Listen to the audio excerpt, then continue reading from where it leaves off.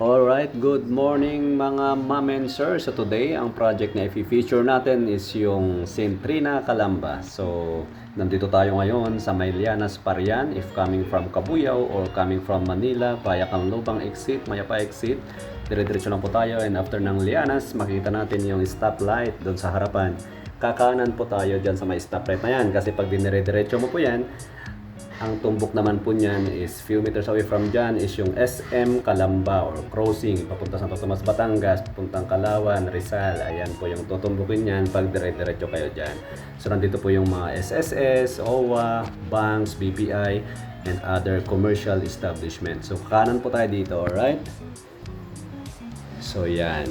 So pagkakanan po natin dito, straight ahead lang. Itong kalsada naman po nito is part po ito ng under po ito ng DPWH. Pag dinidiretso mo ito papuntang Tanawan, Santo Tomas, may access road po dito, alright? So dire-diretso lang po, malampasan natin yung Dali and malapit na po dito si Centrina. Napakaganda po ng location nito mga ma'am and sir. Talagang malapit sa Lianas, malapit sa SM and malapit sa Manila. 45 minutes away to Alabang.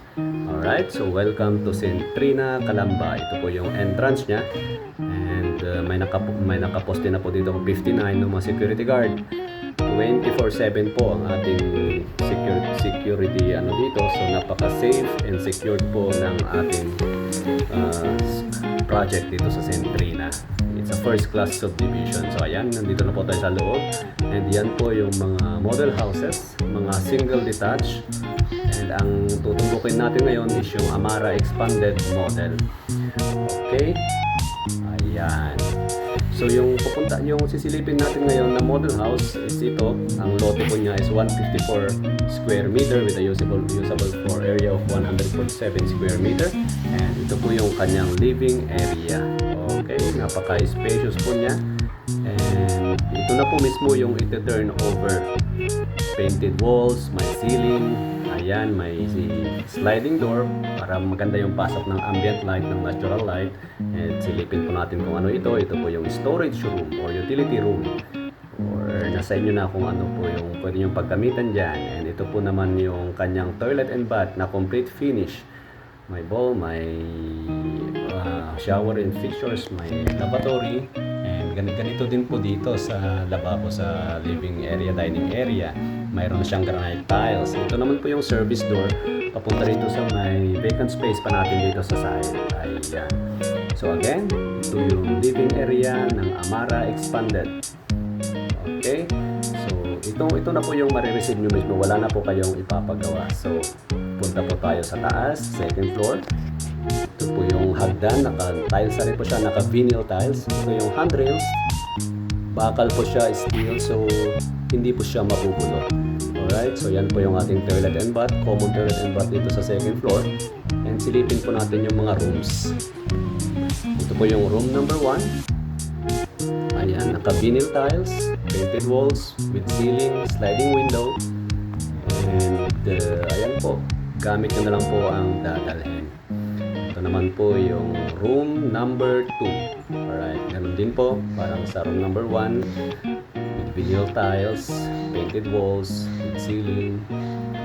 And ayan nga yung toilet and bath niya. And now, check natin yung master's bedroom. Okay, ito napaka-spacious po niya mga ma'am and sir.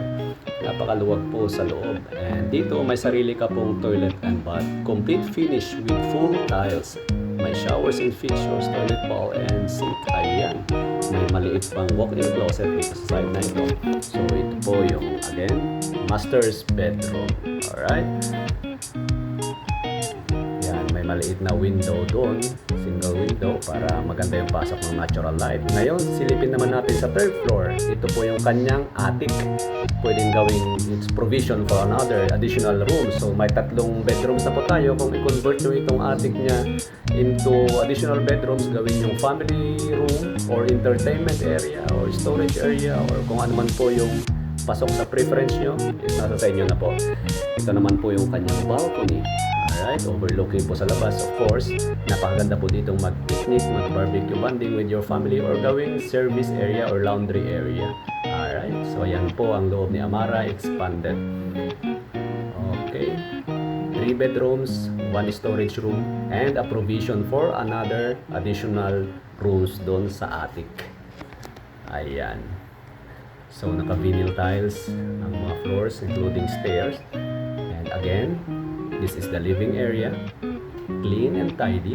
Naka-tiles, naka-painted walls with ceiling. Lilipatan na lang po talaga mga ma'am and sir. May cabinet na rin po doon sa may kitchen area.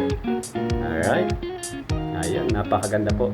147 square meter ang usable floor area. So now, titingnan naman natin kung ano ba yung mga amenities dito sa loob ni Century 9. Again, dahil kukunti nga yung mga homeowners dito, it's like 200 plus something, may enjoy ng family nyo, especially yung mga kids, yung mga offered ni Century na amenities like kids park, clubhouse, and of course, yung swimming pool.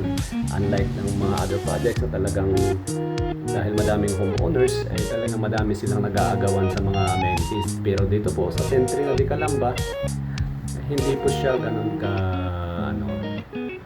dahil kukunti nga lang po yung mga homeowners, yung mga units. Ayan po, napakaganda ng swimming pool. May kids pool, may main pool. Ayan.